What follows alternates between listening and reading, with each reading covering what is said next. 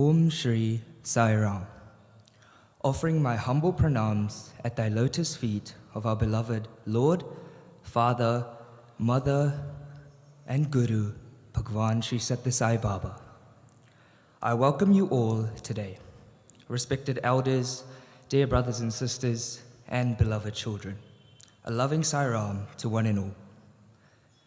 By Swami's grace, we are blessed to gather here today, this evening, and today we have a very special guest speaker.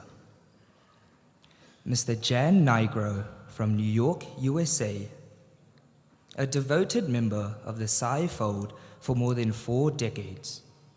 He first came to Puttaparthi in 1977 when he was a young chap of 28 years old. From that first visit, his life became closely connected and intertwined with the divine mission of our beloved Swami. For the past 48 years, Mr. Jan Nigro has become a loving guided devotee by Swami, learning and growing under devotion, service, and spiritual practice. He is a composer, composing background music for the National Geographic Channel, and a singer. Many of you may have seen him performing in the fusion music program held in Puttaparthi a few days ago. In 1978, Swami himself blessed him by conducting his marriage at Whitefield, a rare and divine blessing given to only a few foreign devotees. This evening, he will speak to us on a beautiful and meaningful topic, the unison between Christ and Swami. I am sure his words shared from both knowledge and personal experiences with God will inspire us today and guide us on our own spiritual path. With Swami's grace and gratitude, I now invite Mr. Jan Nigro to address the gathering. Jai Sai Ram. Sai Ram, brothers and sisters. I want to thank Swami for this golden opportunity to share some divine experiences that I've had with him over the years. May Swami guide my words so they're helpful and truthful.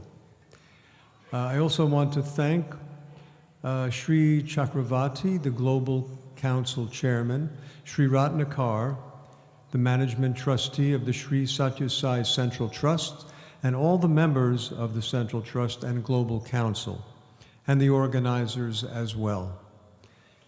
It is a great pleasure to talk about Swami because for me, for almost 50 years, he's been my guru, he's been my guide, my best friend, Divine Mother and Father, all of that. I first found out about Swami in 1976 from a spiritual teacher in New York City named Hilda Charlton. And then my wife and I made our first trip over in 1977. Those of you who go back that far and remember what the ashram was, the vast difference in the ashram, it's extraordinary what Swami has created here. And I remember how for darshan, this was sand that you were sitting on, well, on a cushion, hopefully. And in those days, there were really only a few hundred people most of the time. So in darshan, there were maybe 3 or 4 rows, and you were guaranteed to have a good seat for darshan. I remember my first darshan, I was in the front row, and Swami came out, and it's always been, when Swami gives darshan, there's total silence. In those days, there was no roof here, so you heard crows, a lot of crows making noise. But other than that, total silence. And the air was filled with reverence and awe as Swami came around.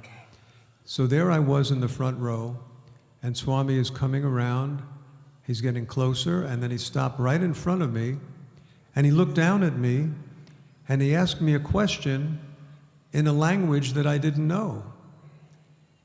And I didn't know what to say. I was just looking up at him, having no idea what he just said. And then an Indian man sitting next to me tapped me on the shoulder and said, "He's asking you where you're from." So I turned to answer, and Swami had walked away. So that was my first interaction with Swami. It was a little joke on me. He knew that I didn't know the language, but Swami is very mischievous. As some of you know, he likes to play little jokes on people, and they're always divine and delightful jokes. At that time, on the first trip, my wife Janice and I, we had been together for several years, but we had never had a ceremony. And so on the first trip, she asked Swami if he would marry us. And at first he said, "Ceremony not necessary. To be one is what's important." But she asked him again a little later, and he said, "I will marry you next time you come." Well, wow. So a year later, we're back here at Prashanti, and she reminded Swami, as if Swami needs reminding of anything. She said, "Swami, you said you'd marry us next time we come." And he said, "Yes, I will marry you in the morning, tomorrow morning." Well, wow, he did. The next morning, this was in Whitefield, he did not a traditional Indian ceremony, but what he does for Westerners. And there were about 12 people in the room. I was so overwhelmed I could hardly speak. I couldn't believe it was actually happening. And Swami talked about marriage. And then at one point he turned to me and he said, "Where are the rings?" I said, "Swami, I didn't bring any rings." He said, "Where are the rings?" He said, "Okay." And he waved his hand, and you heard a little clink, and there were 2 rings in his hand. One for my wife, one for myself, and they were perfect fits for both of us.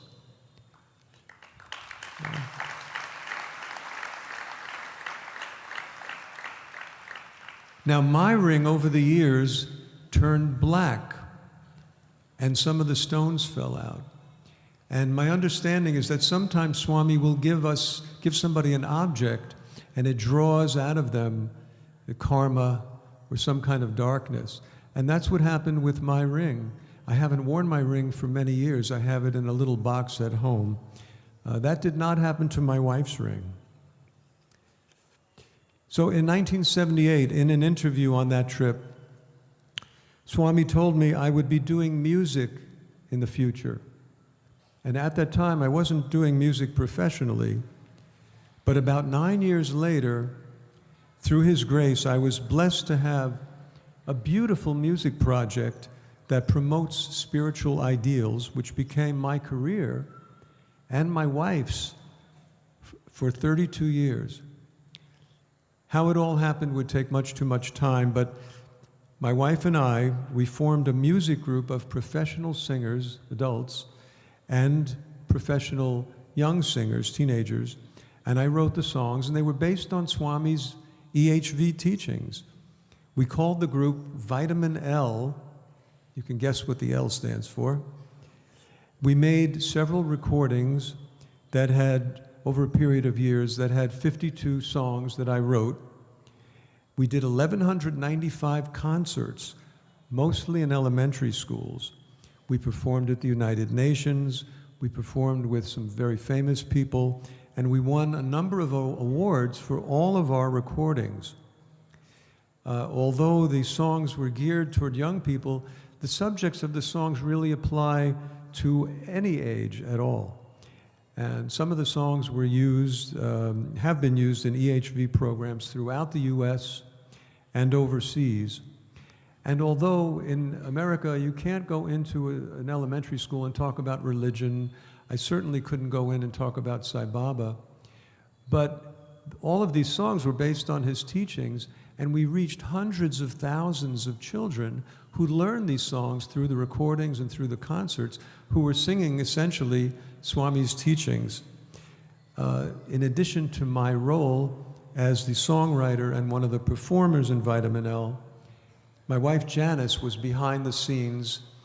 She was the director and the grant writer and organizer, did incredible work for Vitamin L.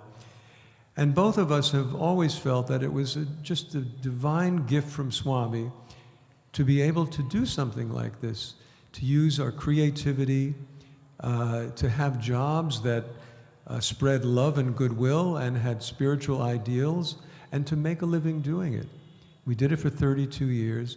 When COVID came along, we had to stop doing the performing aspect of it. But the best job I ever had and will ever have, that was a gift from Swami. We made another trip over in 1979, and on that trip, something very unusual happened. Baba had gone to Uti, and so we followed him there. And while we were in Uti, a young American man, a devotee, who was very wealthy, had dreams of doing a movie in India, and he wanted to have me do the music to it. He approached me in Uti and he said, look, if you do the music to this movie, I will pay you a salary, I'll pay your wife a salary, she could be the bookkeeper, I'll put you up in a house in Whitefield, and I'll pay for trips back and forth to America when you want to see your families. So it was a fantastic offer, and almost right after that we had an interview with Swami. And we told Swami about this, and he said, yes, stay in India a long time. And so in that very short span of time, our lives changed tremendously. And we wound up living in India for 3.5 years. We were in a house in Whitefield, and when Swami would give darshan, when he was in Whitefield, we'd just travel up the road. When he was in Prashanti, we followed him to Prashanti. So, to make a long story short, the movie was never made. I wrote the music to it, but it was just something orchestrated by Swami to keep us both in India for 3.5 years. And during that time, I have to confess, I never went to bhajans. I was raised on Western music, Western melodies. I didn't appreciate the bhajans the way I do now, the melodies. I didn't know what the words meant, so I never went. But one day here in Prashanti, I decided I was going to go. And I decided this at the last second. They were already singing in the mandir. So I quickly went up, and I was about to go in the back there. Swami usually came in the front and sat in his chair. But Swami was walking around in the front here, and our eyes met just before I went in the back. So I go inside, I'm sitting there, and I'm just sort of swaying to the music, waiting for Swami to come in the front so I could look at him. The next thing I know, I'm waking up out of a very altered state of consciousness. I can't really think of how to describe it, but just another world completely. And I feel somebody poke me on the back of my neck. I open my eyes, I'm not even sure where I am, and I turn to see who poked me, and it's Swami. He's standing right behind me, and he has a big smile on his face, and he says, how is it that you come to know bhajans? Well, that was an incredible experience. Apparently what had happened was, instead of him going in the front, he came in the back. He stood behind me for a few seconds and put me into this other world. And then he tapped me on the neck and said what he said. How is it that you come to know the bhajans? It was a fantastic leela.